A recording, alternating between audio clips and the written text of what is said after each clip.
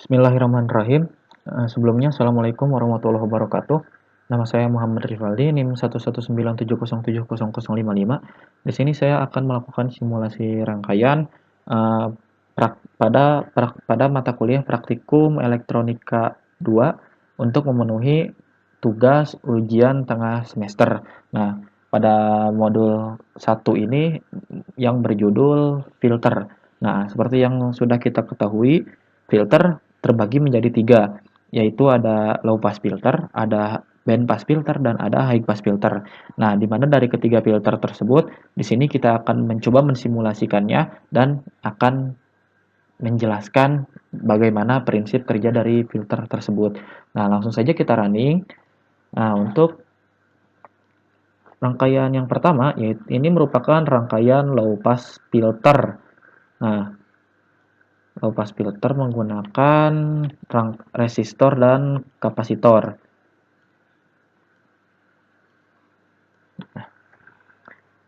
Pertama kita melakukan uji coba pada frekuensi 200 Hz. Nah, kita perlu ingat pada dasarnya low pass filter merupakan filter yang hanya akan meloloskan sinyal dengan frekuensi rendah dan akan mentapis atau memblokir sinyal dengan frekuensi yang tinggi. Artinya, jika semakin tinggi frekuensinya, maka tegangan output di kapasitornya itu akan semakin kecil. Nah, bisa kita lihat, misal kita tambah menjadi 2000 ohm. Nah, maka tegangan output di antara kapasitornya akan menjadi kecil. Nah, kemudian kita lanjut ke rangkaian yang kedua. Kita save dulu. Kemudian kita lanjut ke rangkaian yang kedua, yaitu high pass filter. Sebetulnya kita hanya perlu menukar antara kapasitor dan resistornya, hanya perlu bertukar posisi seperti ini.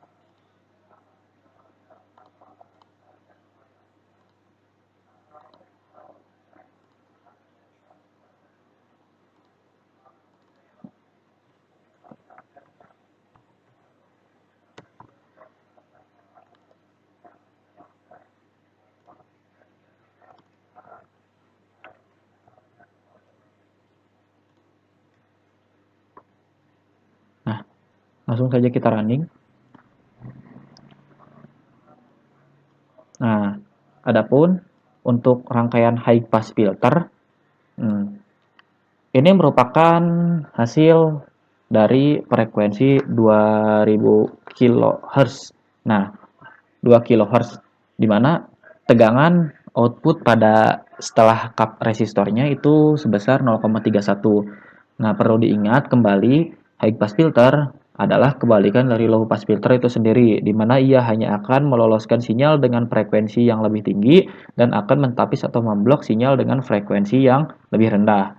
Artinya, jika frekuensinya kita kurangin atau kita turunkan, misal jadi 1000, maka tegangan pada setelah resistor atau tegangan outputnya yaitu menjadi turun sebesar 0,24. Adapun untuk grafiknya agar lebih jelas, kita membutuhkan grafik dari low pass filter dan high pass filter itu sendiri. Nah, di sini saya membuat grafiknya juga, namun di sini saya menggunakan rangkaian yang berbeda karena ketika saya menggunakan generator sinyal, maka grafik dari frekuensi tersebut tidak bisa terbaca atau error. Nah, di sini saya tidak menggunakan generator sinyal, tapi saya menggunakan sinyal sinusoidal langsung dan yang dihubungkan secara seri dengan kapasitor dan resistor, dan kita memerlukan ground untuk untuk beda potensialnya. Nah, di sini kita sudah mengatur sinyal sinusoidalnya dengan amplitudo 1,5, frekuensi 200 Hz ya. Kemudian dengan nilai resistor dan kapasitor yang sama. Nah, di sini kita membutuhkan voltage, yaitu pengukur tegangan yang kemudian di mana pengukur tegangannya ini kita masukkan ke tabel frekuensi tersebut. Nah, sehingga dihasilkan ini merupakan uh, rangkaian high pass filter, di mana tegangan pada high pass filter itu terus meningkat ke atas. Nah, kebalikannya, sedangkan pada low pass filter, di mana tegangannya terus turun cenderung ke bawah.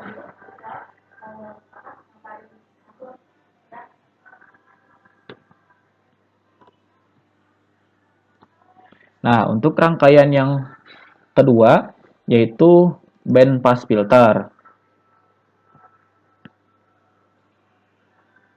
Nah, untuk band pass filter itu sendiri, kita memerlukan osiloskop.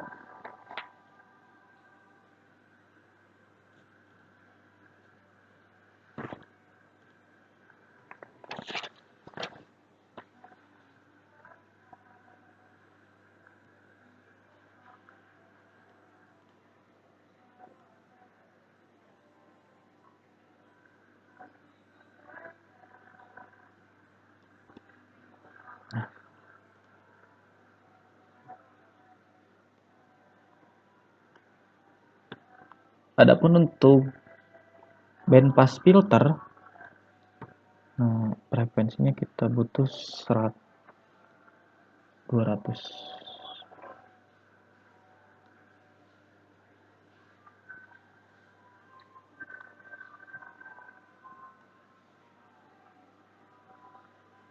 Nah, bisa dilihat sinyal sinusoidal pada band pass filter. Perlu diingat, band pass filter itu berbeda dengan low pass filter dan high pass filter, yang dimana low pass filter itu hanya akan melewatkan sinyal dengan frekuensi yang rendah, dan high pass filter hanya akan melewatkan sinyal dengan frekuensi yang tinggi. Nah, pada band pass filter itu sendiri, nah dia hanya akan melewatkan sinyal pada pita atau sebaran frekuensi tertentu, atau dia hanya akan melewatkan sinyal di antara batas ambang frekuensi yang telah ditentukan. Nah, maksudnya kita lihat,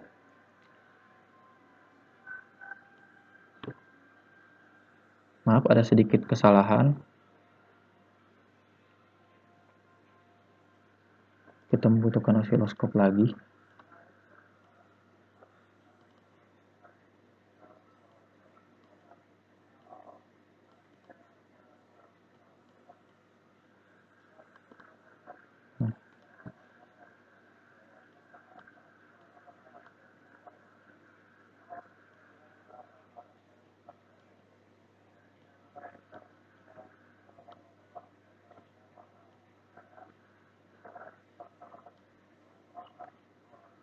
Nah, maksudnya dari rentang frekuensi tertentu, yaitu kita lihat pada frekuensi 200, tegangan output pada kapasitornya sebesar 0,21. Nah, kemudian kita taikkan tegangannya menjadi 600 Hz. Nah, bisa dilihat tegangannya menjadi 0,28. Nah, kemudian jika kita terus naikkan tegangannya hingga mencapai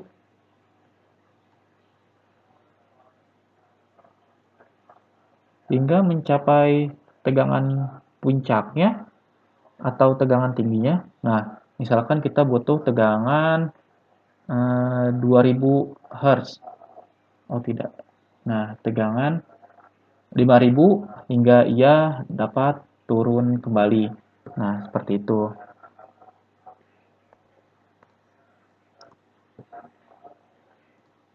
Nah, di sini saya juga membuat grafik dari band pass filter itu sendiri.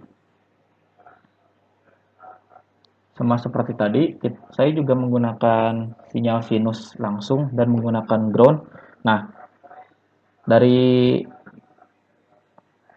hasil rangkaian tersebut dihasilkan grafik frekuensi band pass filter itu seperti pada gambar tersebut. Nah, bisa dilihat sinyalnya terus naik sampai ke puncak dan kemudian turun kembali. Oke, langsung langsung saja kita ke percobaan yang terakhir pada modul satu ini. Nah, di sini kita akan melakukan dua percobaan lagi, yaitu low pass filter menggunakan resistor dan induktor, dan high pass filter menggunakan resistor dan induktor juga. Nah, di sini telah ada rangkaian low pass filter. Nah, yang kita butuhkan adalah satu buah induktor yang nilainya 0,75 Henry dan satu buah resistor 1500 ohm. Langsung saja kita running. Nah, pada rangkaian low pass filter itu sendiri berbeda dengan low pass filter yang sebelumnya menggunakan kapasitor, karena sifat dari induktor sendiri itu cenderung menghambat sinyal arus menghambat sinyal dari arus bolak-balik. Nah, bisa dilihat pada frekuensi 200 Hz, tegangan output pada resistornya itu sebesar 0,30 volt. Nah, jika kita naikkan frekuensinya menjadi 1000 kHz, maka tegangan yang output pada resistornya itu akan semakin menurun. Artinya, sinyal dengan frekuensi yang tinggi itu akan ditapis atau diblok oleh induktor, dan induktor hanya akan melewatkan sinyal dengan frekuensi yang rendah saja. Nah, untuk high pass filter kita hanya perlu menukarkan rangkaian induktor dan resistornya itu sendiri.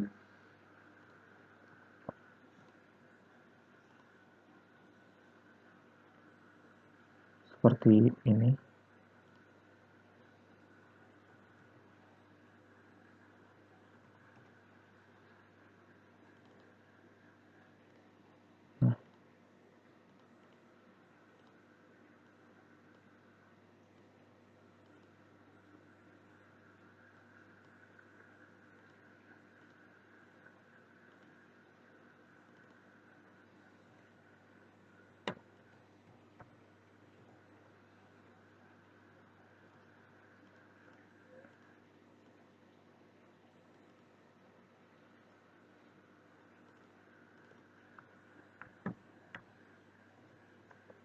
Nah, seperti ini.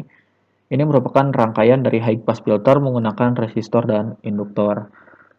Prinsipnya sama seperti yang tadi, hanya saja ini akan sedikit berkebalikan. Nah, jika kita lihat pada frekuensi 200 Hz, maka tegangannya sebesar 0,20 volt.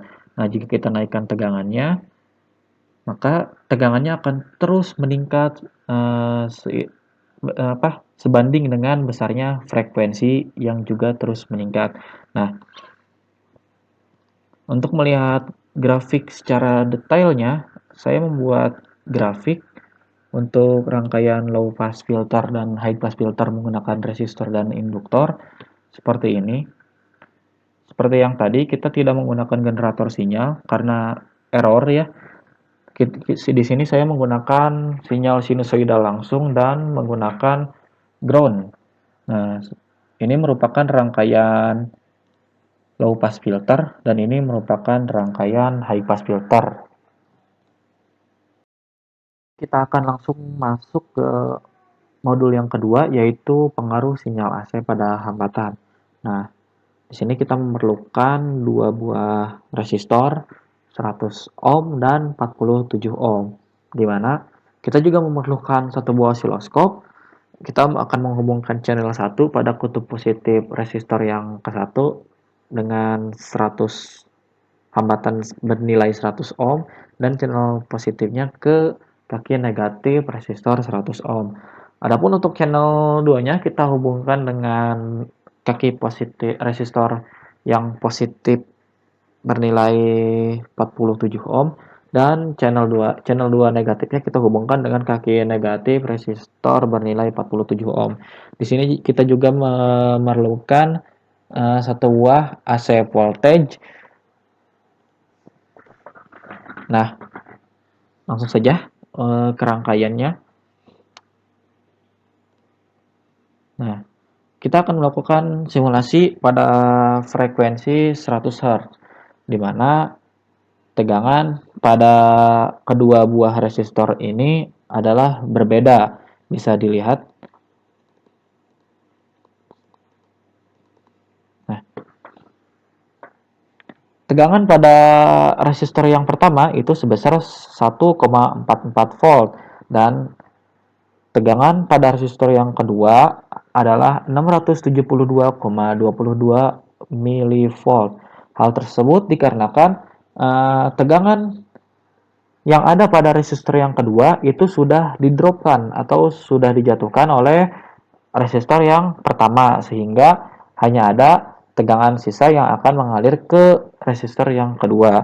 Untuk grafiknya bisa dilihat di sini, grafik antara arus dan tegangan adalah sefasa, artinya arus dan tegangannya sama-sama tidak mendahului, atau apabila arus mencapai nilai puncak, maka tegangannya juga akan mencapai nilai puncak. Sebaliknya, jika tegangannya minimum, maka arusnya akan minimum juga. Kemudian kita akan melakukan simulasi dengan frekuensi 1000 Hz. Nah, untuk frekuensi 1000 Hz, hasil pada osiloskopnya tidak akan terbaca, sehingga kita harus menggunakan angka yang mendekati ke 1000. Ya, makanya kita menggunakan angka 999 Hz. Seperti ini. Nah, kita atur time per dip-nya jadi second saja, jangan millisecond karena terlalu cepat. Kemudian kita running. Nah, bisa dilihat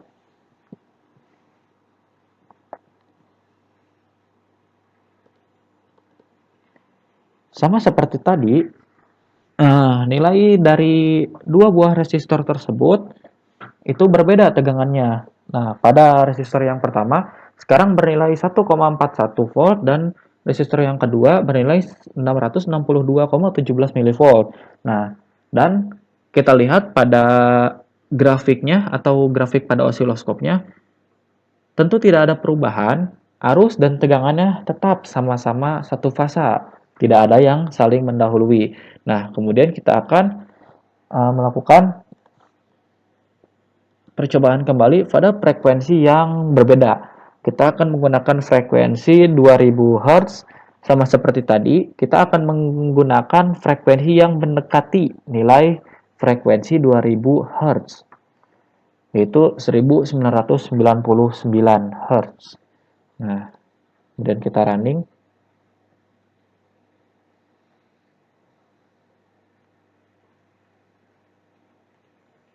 Sama seperti sebelumnya, nilai tegangan pada dua buah resistor tersebut berbeda. Nah, pada resistor yang pertama, tegangannya sebesar 1,43 volt dan resistor yang kedua sebesar 672,91 volt. Sebetulnya, dari frekuensi 100, 1000, dan 2000, nilai tegangan di antara dua resistor tersebut tidak jauh berbeda. Karena mau berapapun nilai frekuensi yang diberikan, maka tegangan pada resistor yang pertama dan resistor yang kedua itu akan tetap sama hasilnya.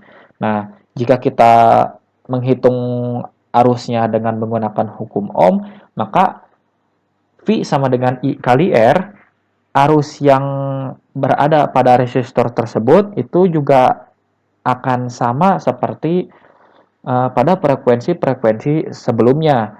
Nah, untuk itu bisa disimpulkan, maka hasil resistansi hambatan tidak dipengaruhi oleh frekuensi, karena pada setiap frekuensi yang berbeda, nilai arus dan tegangan adalah sefasa. Artinya, apabila tegangan mendekati nilai puncak atau maksimal, maka kuat arusnya juga akan mencapai harga yang maksimal pula. Sebaliknya, jika tegangan mendekati nilai minus, maka kuat arusnya akan mencapai harga yang minus pula. Nah, oke, kita akan masuk ke modul yang ketiga, yaitu pengaruh sinyal AC pada kapasitor. Tentu saja komponen yang diperlukan yaitu satu buah kapasitor 100 nanofarad dan satu buah resistor 1500 ohm. Nah, Untuk rangkaiannya seperti ini. Nah, di sini kita akan melakukan dua percobaan. Yang pertama kita akan menghitung tegangan yang ada pada kapasitor, dan yang kedua kita akan eh, menghitung diagram fasor dari kapasitor tersebut. Bagaimana hubungan antara arus dan tegangan, dan antara tegangan jatuh dengan pada kapasitor itu sendiri. Nah, langsung saja kita buka Proteusnya.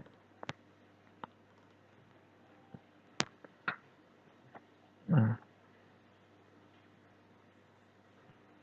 ini merupakan rangkaian pengaruh sinyal AC terhadap kapasitor. Ini ini menurut saya sama seperti rangkaian low pass filter. Nah, tentu saja prinsipnya pasti tidak akan jauh berbeda. Nah, untuk membuktikannya, langsung saja kita simulasikan.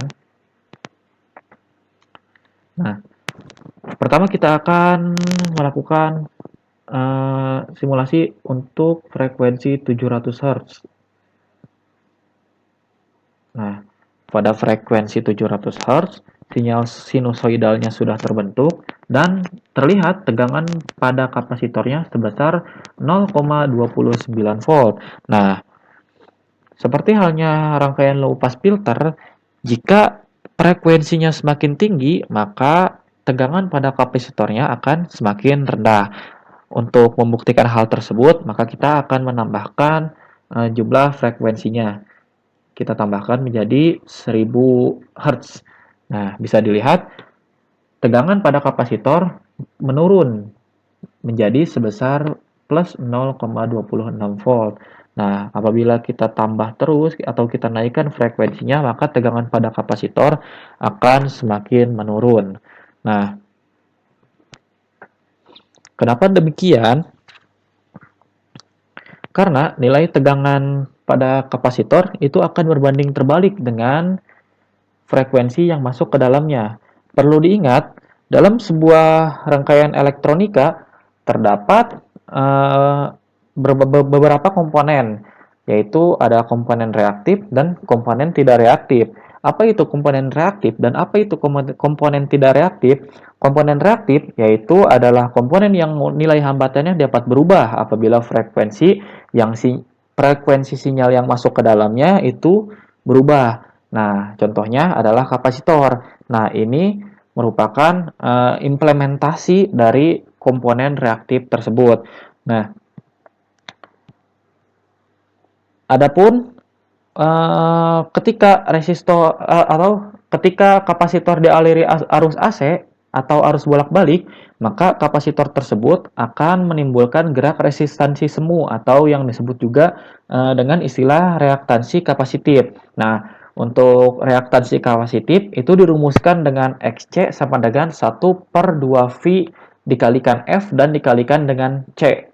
Nah, untuk nilai reaktansi kapasitif itu sendiri, besar nilainya akan berbanding terbalik dengan frekuensi. Artinya, semakin besar frekuensi atau semakin tinggi frekuensi, maka nilai reaktansi kapasitif dan impedansinya akan semakin rendah.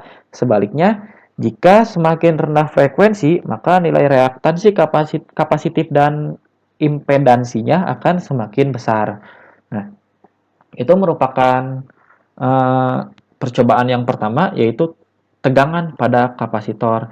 Nah, sekarang saya akan menentukan diagram fasor pada kapasitor. Nah, di sini sudah ada rangkaian yang sama. Saya menggunakan dua osiloskop. Osiloskop yang pertama kita menggunakan channel pertamanya kita hubungkan untuk mengukur tegangan sumber. Channel keduanya kita digunakan untuk mengukur tegangan pada resistor, dan osiloskop yang kedua channel pertamanya kita gunakan untuk mengukur tegangan pada kapasitor itu sendiri. Nah, di sini kita menggunakan generator sinyal juga. Nah, apabila kita simulasikan, kita pertama-tama pada frekuensi 700 Hz. Langsung saja kita running. Ini terlalu dekat ya. Coba kita rubah ke milisecond.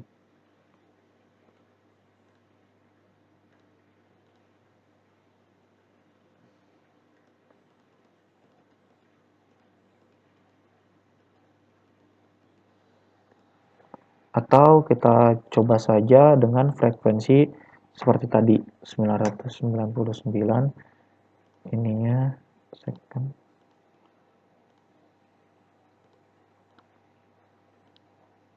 Nah, lebih baik seperti ini ya. Sebetulnya sama saja mau frekuensi 700, 900 atau 1000 atau 2000, 5000 dan 10.000 sama saja. Pada grafik pada osiloskopnya, nah bisa dilihat untuk diagram fasornya. Nah, ini yang grafik sebelah bawah rangkaian yang ada di bawah rangkaian itu merupakan grafik arus dan tegangan sumbernya, di mana arus dan tegangan sumbernya itu akan satu fasa. Nah, bisa dilihat pada setiap frekuensi besar pada setiap frekuensi itu memiliki besar fasor atau sudut fasa yang sama, yaitu 1/4 V atau sama dengan 90 derajat.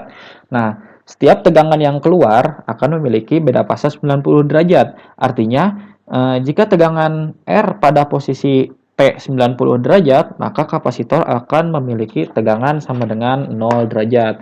Nah, pada frekuensi berapapun atau kecil atau besar, maka beda fase akan tetap 90 derajat. Artinya, besar frekuensi tidak akan mempengaruhi beda fasa pada kapasitor. Nah, karena frekuensi yang berubah adalah frekuensi generator sinyal, serta terdapat komponen reaktif dan tidak reaktif, yaitu kapasitor dan resistor, sehingga sinyal pada osiloskop akan selalu berbeda fasenya sebesar 1/4 V atau 90 derajat. Nah, berdasarkan grafik yang ada di sini, grafik yang ada di bawah rangkaian itu merupakan grafik tegangan jatuh resistor dan arus. Nah, sedangkan grafik yang berada sebelah kanan pada rangkaian itu merupakan tegangan jatuh pada kapasitor. Nah, dari diagram atau dari grafik tersebut bisa disimpulkan VR akan sepasa atau tegangan jatuh pada resistor dia akan sepasa dengan kuat arus. Nah, sedangkan tegangan pada kapasitornya dia akan tertinggal 90 derajat dari arus tersebut. Oke, langsung saja kita masuk ke percobaan yang terakhir, yaitu modul 4, pengaruh sinyal AC pada kumparan. Nah, di sini kita membutuhkan satu buah kumparan 1000 lilit, atau jika kita rubah ke dalam satuan Henry, itu sebesar 0,75 Henry. Nah, dan satu buah resistor 560 ohm. Sama seperti modul 3, kita di sini akan melakukan dua percobaan. Yang pertama, kita akan mengukur tegangan yang ada pada kumparan, dan yang kedua, kita akan menghitung atau menentukan diagram fasornya. Nah,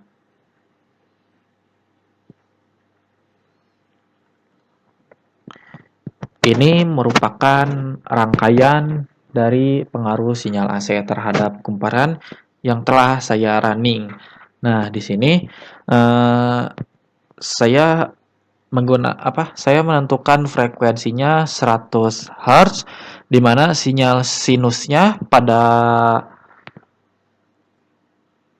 osiloskop terlihat seperti berikut. Bisa dilihat tegangan pada resistor itu lebih besar daripada tegangan pada induktor. Mengapa demikian?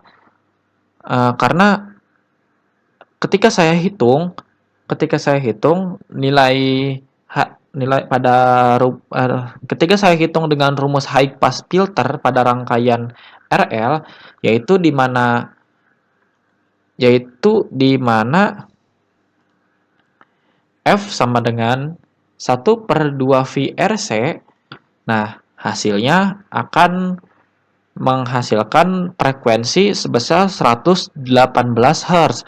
Artinya, pada frekuensi 100 Hz itu belum mencapai frekuensi 118 Hz. Artinya, sinyal tersebut tidak akan dilewatkan oleh induktor.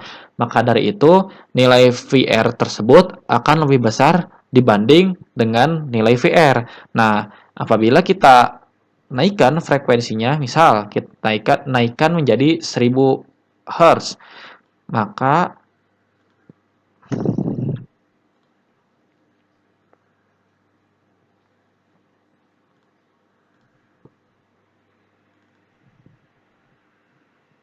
maaf, ada sedikit kesalahan. Nah, jika kita naikkan frekuensinya menjadi 1000 Hz, nah, maka, oh ya, tegangannya nggak kelihatan. Oke, sebentar. Nah, oke, kita running. Nah, jika kita naikkan frekuensinya menjadi 1000 Hz, maka tegangan di resistor tentu akan lebih kecil dibandingkan dengan tegangan pada induktor. Begitu juga seterusnya, apabila kita terus menaikkan nilai frekuensi, maka nilai VL cenderung lebih besar dibanding dengan nilai VR. Nah, seperti yang sudah kita ketahui, induktor merupakan komponen reaktif juga, yang artinya nilai hambatan pada induktor dapat berubah apabila frekuensi yang masuk ke dalamnya itu berubah. Nah, artinya sinyal arus nah, pada frekuensi 100 Hz, mengapa nilai VR lebih besar daripada nilai VL? Nah, hal tersebut dikarenakan nilai frekuensi 100 Hz tidak memenuhi syarat untuk bisa lolos terhadap resistansi dari induktor tersebut. Nah, sehingga dibutuhkan frekuensi 118 Hz untuk bisa lolos terhadap resistansi dari induktor tersebut. Artinya, sinyal arus yang akan diloloskan hanya yang frekuensinya di atas 118 Hz. Adapun pada frekuensi 100 Hz besar VR senilai 1,14 volt dan VL-nya sebesar 0,97, artinya sinyal atau arus tidak diloloskan, sedangkan untuk frekuensi 100 dan 200, 1000 dan 2000 sinyalnya akan dapat melewati batas frekuensi yang telah ditentukan. Nah, pada induktor terdapat suatu nilai reaktansi induktansi sama seperti kapasitor, cuman prinsipnya ini sangat berkebalikan. Nah, nilai reaktansi induktif juga akan sebanding dengan impedansinya. Artinya, semakin tinggi frekuensi, maka semakin besar nilai reaktansi induktifnya. Sebaliknya, jika semakin kecil frekuensinya, maka semakin kecil pula nilai reaktansi induktifnya. Nah, hal tersebut berlawanan dengan percobaan sebelumnya, yaitu pengaruh sinyal AC pada kapasitor. Nah, karena induktor, kita perlu ingat, karena induktor itu sifatnya dia itu cenderung menghambat arus dari sinyal AC karena adanya perubahan medan magnet dan medan listrik yang dialiri oleh arus bolak-balik tersebut. Nah, adapun untuk diagram fasornya itu sama seperti diagram fasor pada kapasitor. Nah, sama seperti diagram fasor pada kapasitor,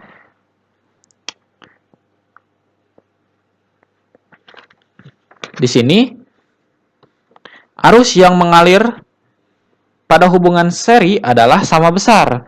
Nah, di sini bisa terlihat arus itu tertinggal 90 derajat terhadap tegangan dari induktor. Nah, kita lihat grafik yang berada di bawah rangkaian itu merupakan grafik arus dan tegangan jatuh resistornya. Sedangkan grafik yang berada sebelah kanan itu merupakan tegangan jatuh induktornya. Bisa dilihat, bisa dijelaskan melalui reaktansi induktifnya dan resistansi arus yang sama, tegangan efektif V sama dengan I kali R berada sefasa dengan arus. Nah, adapun tegangan reaktansi induktifnya itu mendahului 90 derajat terhadap arus. Nah, dalam diagram fasor aliran arus tersebut, yaitu arus yang mengalir melalui resistor dan reaktansi induktif diletakkan pada garis T sama dengan 0 atau fasor. Nah, tegangan jatuh pada VR itu akan sefasa dengan arus. Kita lihat pada grafik yang berada di bawah rangkaian, ini merupakan grafik arus terhadap tegangan jatuh pada resistor. Bisa dilihat ini adalah satu fasa. Nah, sedangkan untuk grafik sebelah kanan yang berada di sebelah kanan rangkaian itu merupakan grafik tegangan jatuh induktor, yaitu di mana tegangan fasor pada tegangan jatuh induktor, yaitu mendahului arus sejauh 90 derajat. Mungkin sekian yang bisa saya sampaikan dari semua percobaan kali ini. Kurang lebihnya mohon maaf. Wabillahi taufiq wal hidayah. Wassalamualaikum warahmatullahi wabarakatuh.